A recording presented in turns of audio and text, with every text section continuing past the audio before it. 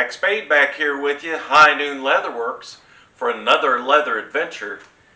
And today we're going to continue the project for the leather holster for the Heritage Barkeep. So come on in and let's get started. Alright, so today we've already got, from the last video, our holes punched for our stitching holes down the side to stitch our holster together.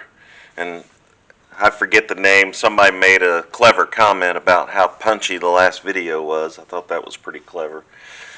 So today what we need to do is make our marks on this side where this is going to fold over, and that's going to become our belt loop so that we can put our belt through there. So we're going to fold that over while I have the holster folded over, so I can make sure I'm straight, make sure I'm not sticking out too far here, and I want it folded over as far as possible because that's going to give me an opening for a 2-inch belt. So I'm going to hold that at that position,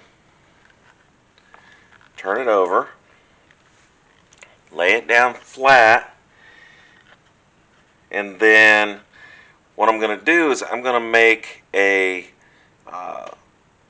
triangle, and I can measure that.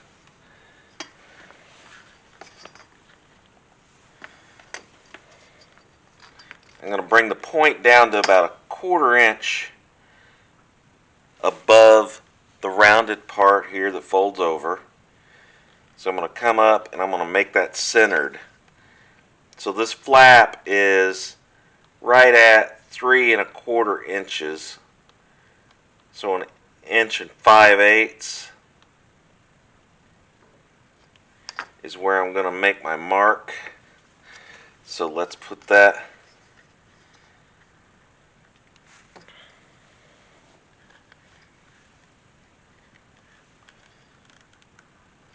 up there, make it about right at 1 5/8 inches and approximately a 1/4 inch up from the bottom. And I'll just make a little divot there with my stylus. Then I'm going to come up from that point a 1/2 inch, make another small divot with my stylus on my leather, and then that's going to end up being my top, and I want that to be 1.5 inches wide from that mark. So I'm going to go 3/4 of an inch to the left to make a mark, and 3/4 of an inch to the right and make a mark.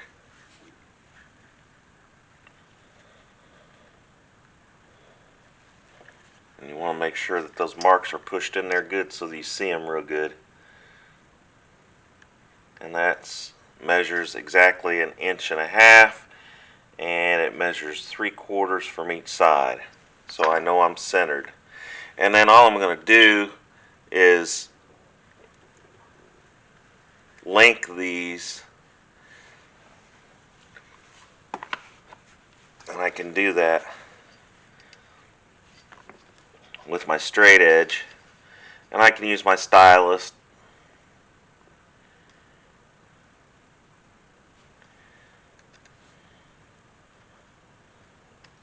but I'm going to link those with a straight line, and what it does is it makes a triangle.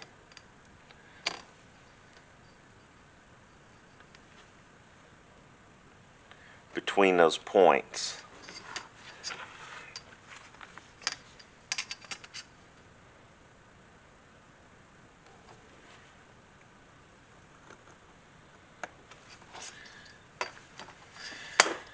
And then that triangle that I end up pushing in there with my stylus, that's where my stitching will go.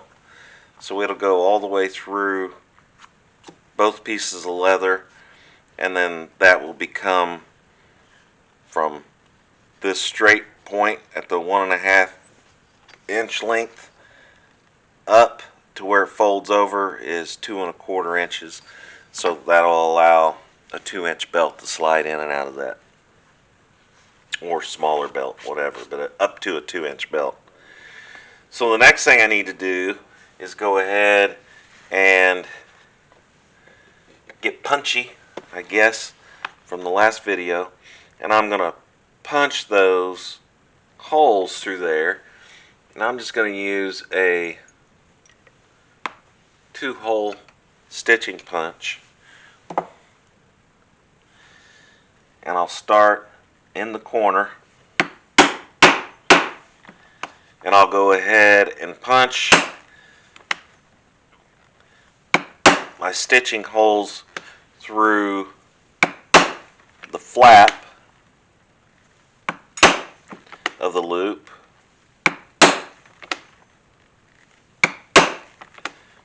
and I could use a 4-hole punch, but believe it or not, this would probably be a little quicker since it's not real big and it's much easier to get in and out of the leather.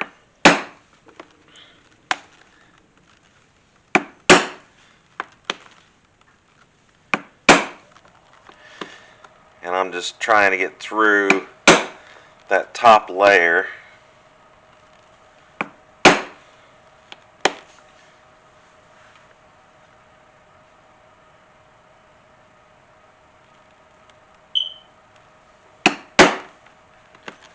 If you hear some chirping in the background, I've got a battery going dead on a smoke detector.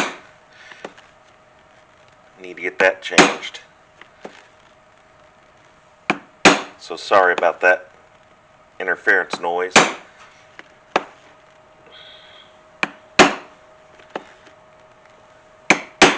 Alright, so that takes care of, there's the other side. So as I did on the other stitching, I'll take my awl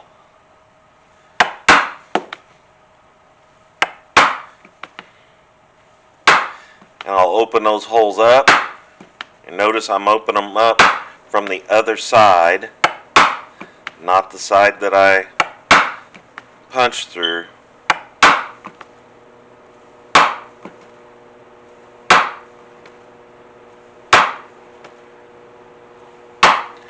And you can do this very quickly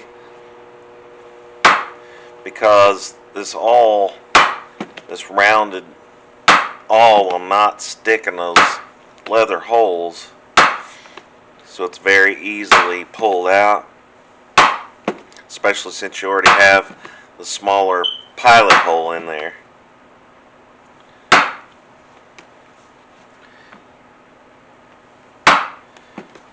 Alright, so there's what it looks like after I've opened those up with the awl.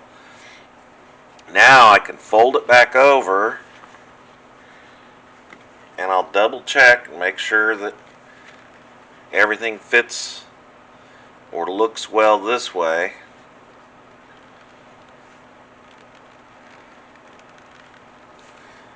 And then I can go ahead and open that back up, lay it down, and I can take my 2-prong punch, put it at the point, and then put it through both pieces of leather. Take my single prong punch, put it up at the top point, put it through both pieces of leather, and then I can take my awl and use it as my 3rd punch on the other point.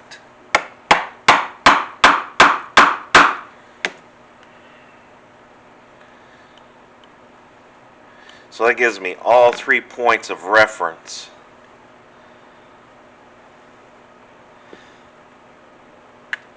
Then I could go ahead and put, I took my awl out, I go ahead and put it back in.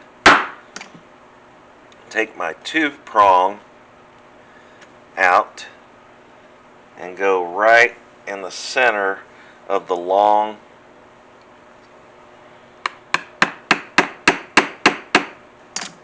measurement, the 1.5-inch measurement, and just mark that.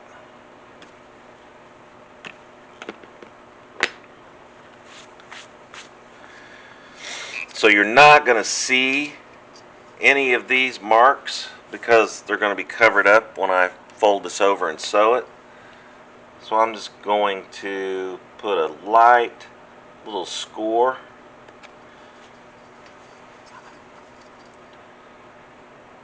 from each corner mark, make a straight line to the next point, kind of connecting the dots. Then I can go ahead and punch this side, and that will match my flat, my holes on my flat.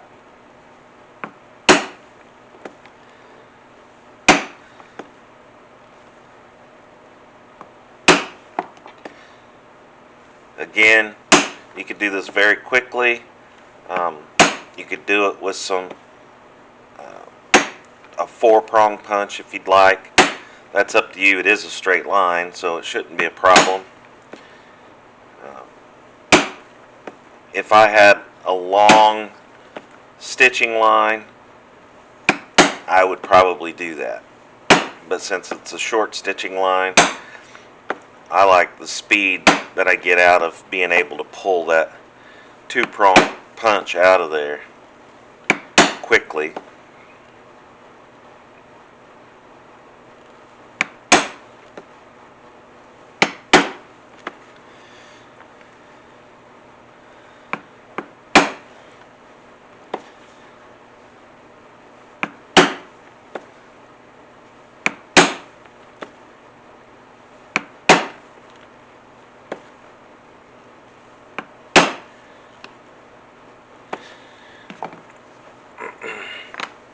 So I've got my holes pre-punched in there.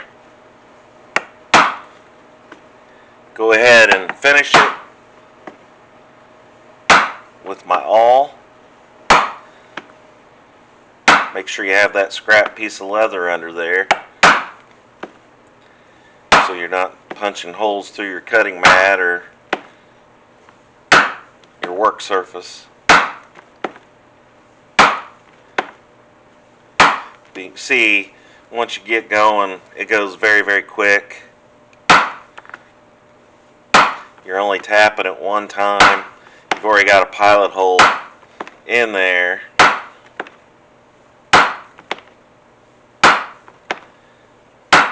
You kind of get into a rhythm.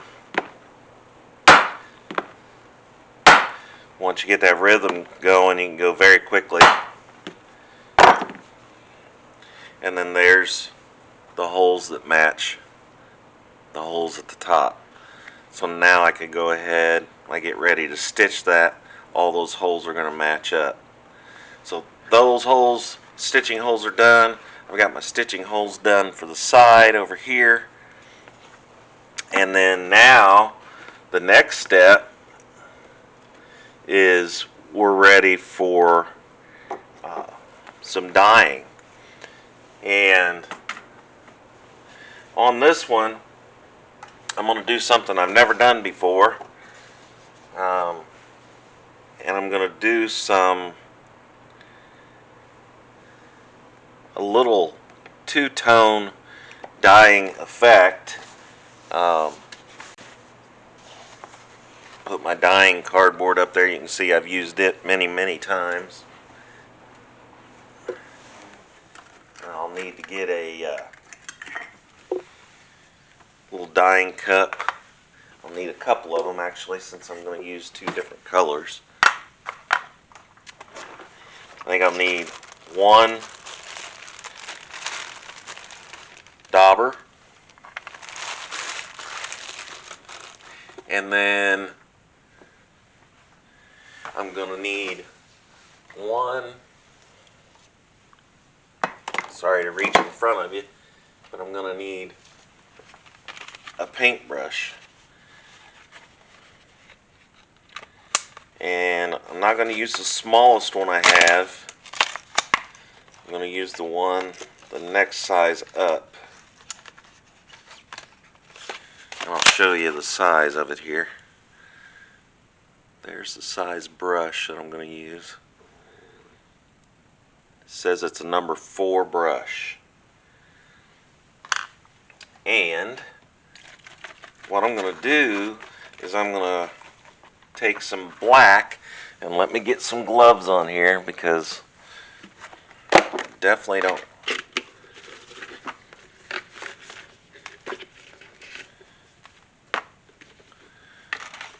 want to stain my hands up.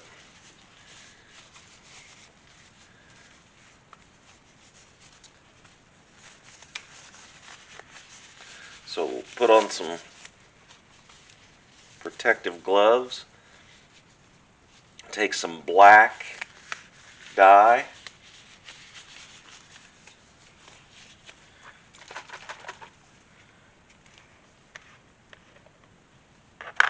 pour some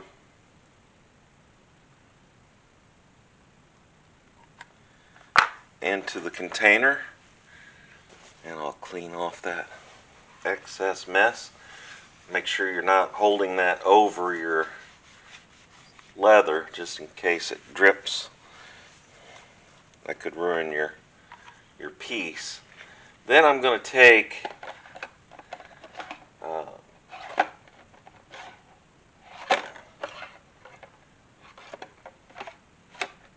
a light, I want to take a light color. Here's medium brown. And we'll try that and see if we get an effect that I'm looking for.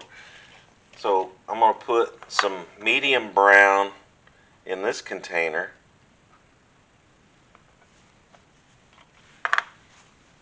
Clean that off.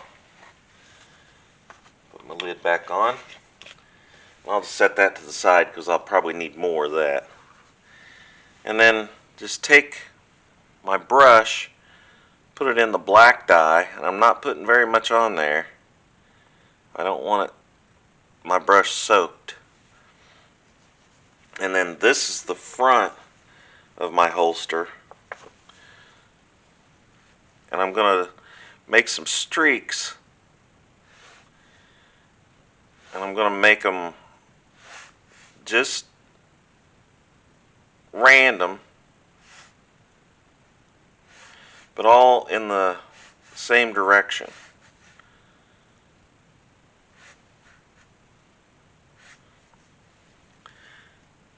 I don't know if you can see those, but I'm just making them random in the same directions, not very much dye on there at all.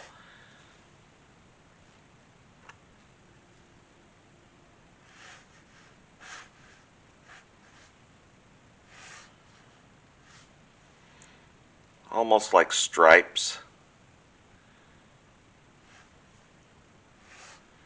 I'm going to continue on the back.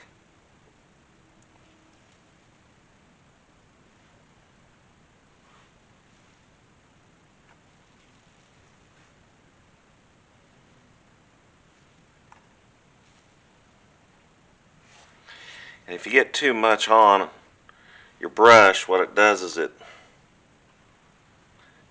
wants to fatten out the random streaks.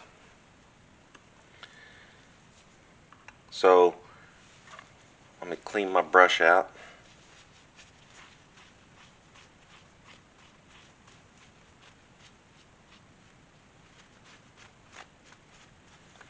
Clean it out with my rag.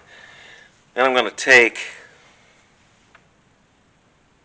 my medium brown on my dauber, and then go ahead and daub on my medium brown over the black stripes.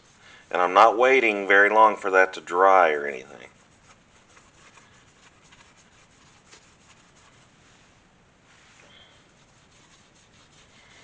And you notice I'm using the same angle to put my brown on that I put my stripes on. So I'm going with the same angle.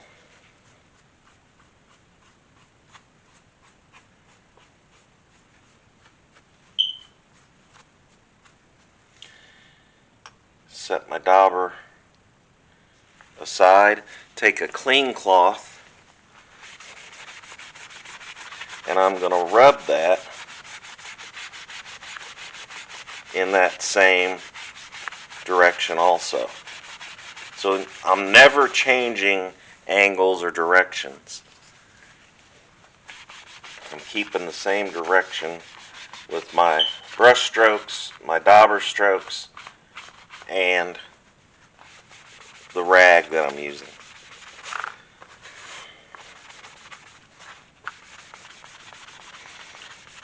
And the reason I'm doing that is I want all of my stripes and strokes and color to go the same direction. I don't want it to mix and be swirly looking. And I'm not sure if you can see that on the camera. That buffing it with that rag will kind of make it a little shiny, but you can kind of see how you get those different tones and those different stripes, some wider, some narrower, but they're faint because of the color. Now if you used a really light, like a saddle tan or buckskin or something like that, then you're really going to see those black marks. So you want to use something fairly dark so that just gives it the effect, and it's not just pure stripes that you're putting on there. So it blends in with the color that you're using. Now here's some spots right here that you can actually see my brush strokes from the black. I'm going to put a little more medium brown in that area and hit it again with the rag and see if I can blend that in a little more to where it's not, where you don't just actually see the brush stroke. And that blended that in real nice right there.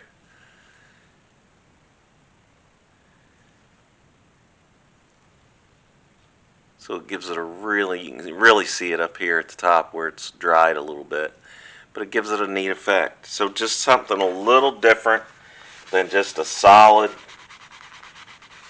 black or a solid medium brown or brown. And it gives it a really sharp effect, and you'll probably be able to see that a little bit better once it dries, but it gives it a neat flow. I'll turn that over and do the other side just in medium brown.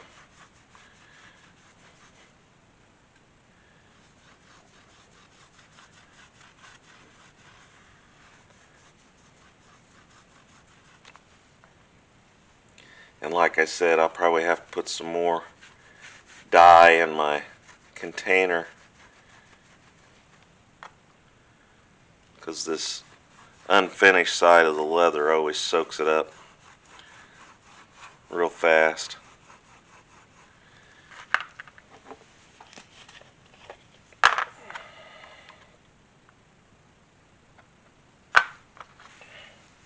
So I'll add a little bit more to my container.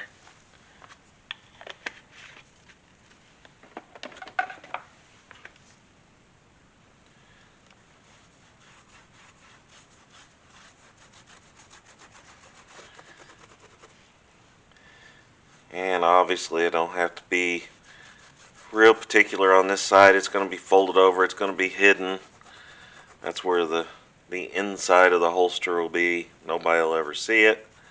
Now the flap up here for the strap for the belt loop, you're going to see that, so you want to make sure that it's nice and uniform.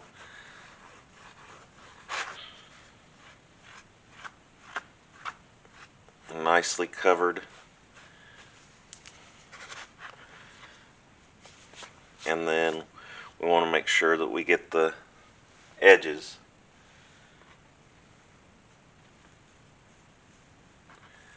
So I'll take my dauber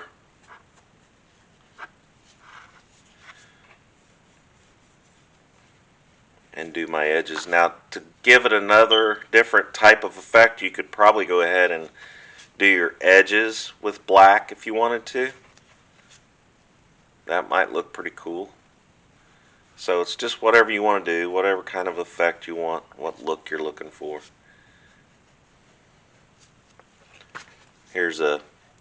I notice there's another spot up here on the belt loop flap part.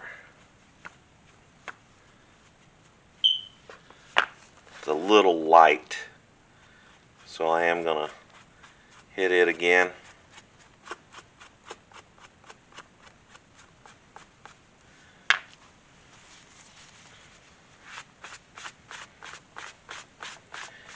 Use my rag. And remember, I'm still going in that same direction as those stripes are. So that made it look real nice. Got rid of that light spot.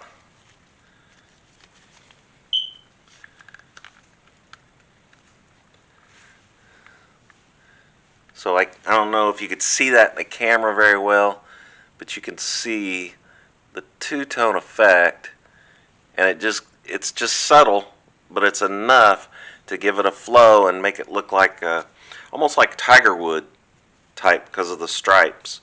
So it's a neat effect. Doesn't take long to do. It's not a lot of effort. It just takes a little time. You're going to dye it anyway. So there you go. There's the next steps in this project for the Heritage Barkeep.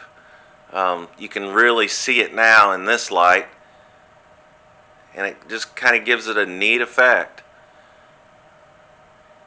And like I said, it kind of almost looks like a tiger wood type design in there with the stripes, but the stripes are real faint, and it just gives it a neat look, something different.